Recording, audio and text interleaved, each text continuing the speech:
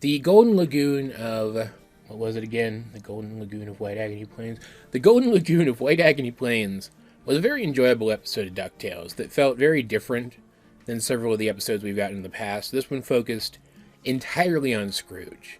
It was a character episode for him, with practically no involvement from any of the other characters. Like, the boys are in it, technically, but they're just there to be set dressing a couple of times and to tease Scrooge for having feelings for somebody. Which is probably only true so that when producing this season, they could use their time more efficiently by only having David Tennant and a couple of guest stars in the recording booth together most of the time, if they were even in the booth together at the same time anyway. But it still did a really good job of making this episode feel like something special. At one of Glomgold's parties, where he's there to laugh at his rival and steal food from the hors d'oeuvre table, Scrooge discovers that an old flame of his, a new character named Goldie, is in attendance as well. Glomgold thinks that she's his date. She says otherwise. And the chemistry between the two characters is immediate and palpable. Between the excellent voice acting and the way they're animated, it's clear that these two people are drawn together, even though Scrooge hates this woman's guts. But whereas Scrooge is an adventurer, Goldie is a thief, and so he expects that she's there for some nefarious purpose. And as they're dancing together, he realizes that it's because of one of the exhibits that Glomgold is unveiling today. An ancient mammoth that has a map stuck in its teeth. A map that she wants to the Golden Lagoon. A lagoon of boiling gold, literal gold. Possibly the greatest treasure in the world. And she gets away with the map, only to discover that it's only half a map. Scrooge has the other half. And even though she is able to overpower two of the most competent characters in this entire show, she and Scrooge know each other well enough to be evenly matched enough that there's no point in trying to steal the map, since it's not guaranteed that she'd ever get it from him. So they decide to work together and try to find the lagoon together and then settle what to do with it after the fact. So they delve into this old cave/mine, laid with traps that they've laid for each other. And this is the location where Scrooge's detest for this woman really blossomed. Because they were put in a situation where they were frozen for 5 years. And during those 5 years, they came to have feelings for each other, and she still left him behind. Prior to that, they'd just been like enemies/rivals. But this genuinely hurt him. And this entire middle sequence, it's probably the least enjoyable part of the episode, since it's a little slow, but it's still pretty fun, with the two of them trying to one-up each other. Scrooge is a very hyper-competent kind of character, and Goldie is that lovable scoundrel type. She's always trying to outsmart her foe and get the best of them, but you can detect a level of sincerity buried deep beneath the rest.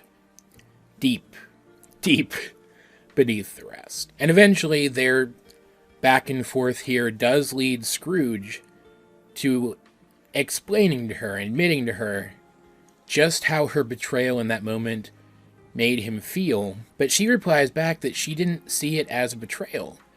She knows that he likes the challenge of trying to best her, and she assumed that he'd be able to get free and follow after her much faster than he actually did. Which isn't really an excuse to leave him behind. Frozen, literally frozen. But, you know, it's at least a reason for her actions. And it makes her seem not entirely heartless. Because as this all has been going on, it's never really seemed like Scrooge doesn't enjoy their rivalry. He just doesn't particularly like her, personally, after what she did. There's also some humorous stuff going on in the background here that it keeps this section of the episode livened up a bit, as Glomgold follows them into these depths. And just does a really bad job of it because he sucks. He's just really bad at this. And they do find the lagoon, only for it to be revealed that Goldie and Glomgold have actually been working together. And we don't find out why until literally the very end of the episode. In this moment, I was thinking, why would she do this? Why would she bother? It's not like Glomgold's actually going to make a difference if she has to fight Scrooge. He's Glomgold. But it does become obvious by the end of the episode, so it does end up making sense. And the fact that Glomgold's there and does something really frickin' stupid, because it could have brought the entire cave down on all of them. But because he does it, we get to see, I think, the first truly honest moment of Goldie in the entire episode. Like, she showed off an amulet at the beginning of the episode, a Chekhov's amulet, if you will, that protects her from burns. And so she always planned to use that amulet that was set up at the beginning of the episode to survive a fall into the boiling gold so that she could escape unseen and then escape with the gold itself. But at one point, Glomgold causes part of the ceiling to cave in on them, breaking the stone archway that they're fighting on over the lagoon, something that she couldn't have possibly predicted the specifics of.